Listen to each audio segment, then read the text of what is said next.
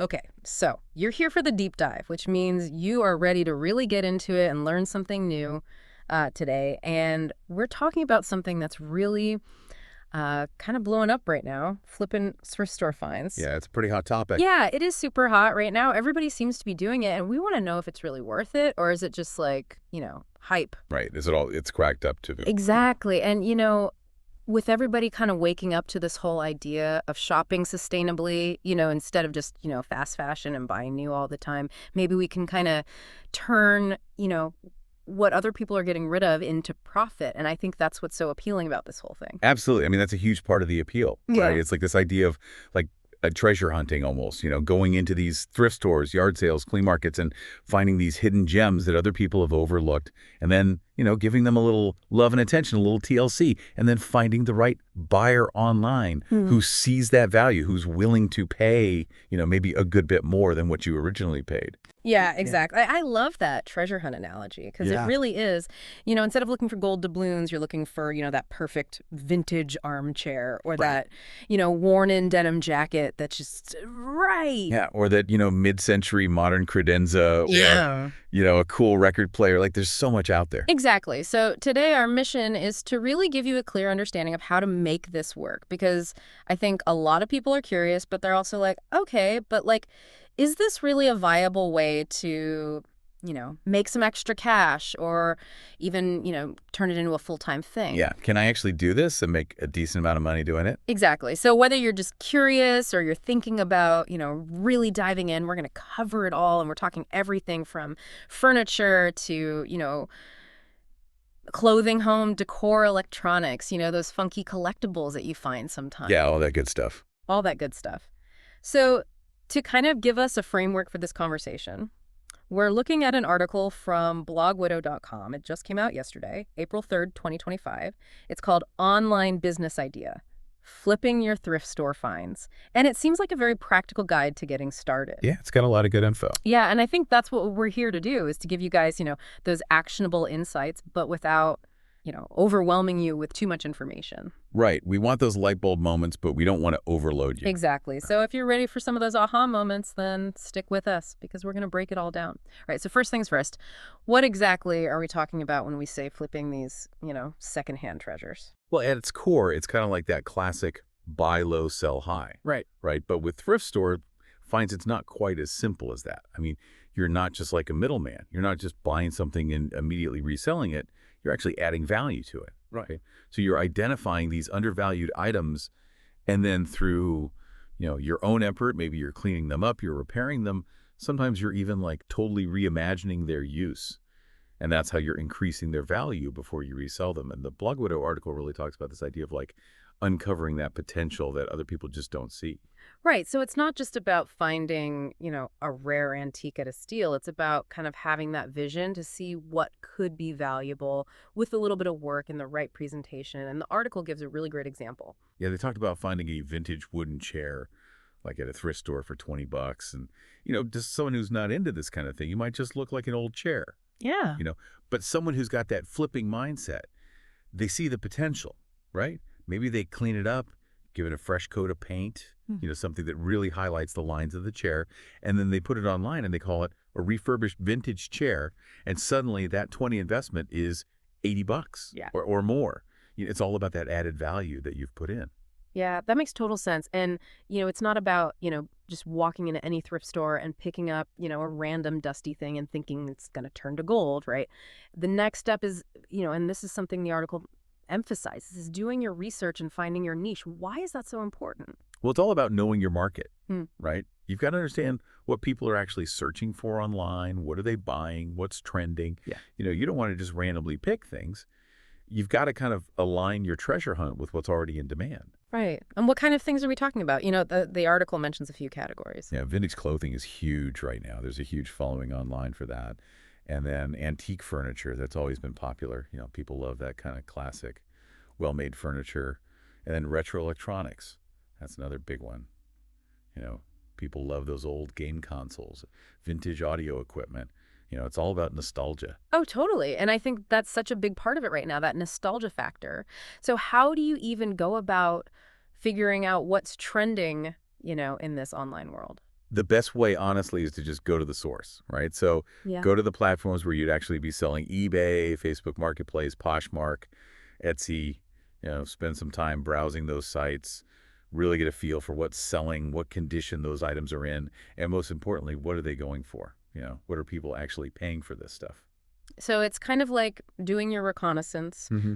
checking out what the successful sellers are doing and kind of taking notes. What are some of the key things you should be paying attention to when you're doing that? Yeah, the article mentions condition rarity and brand names as like the big three. Obviously, an item in excellent condition is going to be worth more, but don't underestimate rarity. Something that's hard to find, even if it needs a little work, can be really valuable to collectors. And then, of course, brand names, especially in categories like fashion and accessories, a well-known brand name can really boost the resale value. That makes sense. People are willing to pay for brands they trust, even if it's secondhand, and the article talks about a specific category that's really hot right now. Yeah, they talk about mid-century modern furniture, that stuff from the 50s and 60s. It's really in demand right now. And apparently it's a good category for flipping because a lot of that furniture was well made. Yeah, they use good materials and the designs are classic, so you can often find pieces in decent shape that just need a little TLC to bring them back to life. That's so interesting. So you've done your research, you've got a sense of what might be profitable, but how do you actually train your eye to spot those hidden gems in a thrift store? I mean, you walk in there and it's just like a sea of stuff, you know? Right, it can be super overwhelming. It is. How do you develop that eye? Well, the article says it's really a skill that you develop over time. The more you're in those environments, the more you start to pick up on those little clues, those little hints that something might be special, you know? So practice makes perfect. Exactly. Yeah. The more you do it, the better you'll get at it. Hmm. But there are some tips for beginners, to kind of help you along the way. The article mentions a few. Yeah, what are some of those? Well, first of all, look for vintage or designer brands, especially in clothing and accessories. Mm. Even if it's pre-owned, a recognizable brand name usually means there's still some value there. Yeah, that makes sense. Another tip is to look for furniture with solid construction. Even if a piece looks a little dated, if it's made from real wood or it's got like a good sturdy frame, it's probably worth taking a second look at. Yeah. You can often refinish those pieces and give them a whole new life. Right, so you're looking for quality, even if it's hidden under, layers of old paint or something. Exactly. And then the article also says to keep an eye out for unique or quirky items. Things that are a little unusual, a little different. These could be collectibles or just items that have a story to tell. They might appeal to a very specific niche of buyers, but that's okay. If you can find the right buyer, you can often sell these pieces for a good profit. Yeah, I love that idea of finding things with a story. Those are always the most interesting pieces. And what about condition? How much of a factor is that when you're deciding whether to buy something? Condition is huge.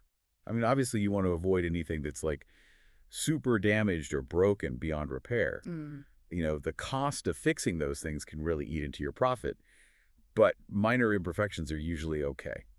A little scratch here, a little stain there. Yeah. Those things can often be fixed pretty easily and don't necessarily mean the piece is worthless. And the article gives a really good example here of a specific item that's, tapping into a current trend. Yeah, they talk about finding a 1990s Tommy Hilfiger jacket in good condition for 15 bucks. Mm. And, 90s fashion is super hot right now. So they're saying you could probably flip that jacket for 100 bucks or more on a platform like Depop, which is really popular for vintage and retro clothing. Wow. So it's all about knowing what's trending. Exactly. You've got to keep your finger on the pulse of fashion.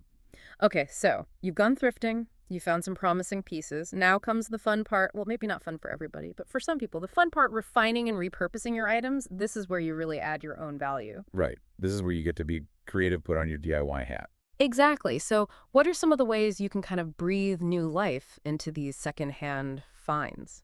Well, sometimes it's as simple as a good cleaning. Yeah. A lot of times just cleaning something up can make a huge difference in how it looks and how much people are willing to pay for it. Other times you might need to do some minor repairs, fix a loose leg on a chair, replace a missing button on a shirt, just little things like that. And then sometimes you can really go all out and like totally repurpose something. Absolutely. You can get really creative here. If you've got an old dresser, you can sand it down, paint it a fun color, and add some new hardware. You can turn an old T-shirt into a tote bag. The possibilities are endless. And the article gives a great example of a furniture makeover. Yeah, they talk about someone finding an old dresser for 50 bucks. Mm-hmm. You know, it was all scratched up. The paint was chipped. But they saw the potential. They sanded it down. They painted it a really nice modern color. They put some new knobs on it, and they were able to sell it for over 200 bucks. Wow, that's amazing. Yeah, it just goes to show what a little bit of work and vision can do. So we've got your all spruced up item ready to go. Now you need to actually get it in front of those potential buyers. The article talks about a bunch of different online sales channels. Right. There's so many options these days. It can be kind of overwhelming. It can. So let's break it down. What are some of the pros and cons of each platform? Well, eBay is kind of the OG, right? It's been around forever, and it's still a really good option for selling a wide variety of items. You can find pretty much anything on eBay, from collectibles to electronics to furniture. Yeah, and it's got a huge audience, so there's a good chance you'll find a buyer for whatever you're selling. Yeah, eBay is great for that kind of wide reach. And what about if you're more focused on like fashion or clothing? Poshmark is really popular for that. It's specifically designed for selling clothing, shoes, accessories. It's got a very active community of fashion lovers who are always looking for great deals on pre-owned items. That makes sense. And then what about for those more unique items, those vintage finds, those handmade pieces, those things that are a little more artistic? Etsy is the place for that.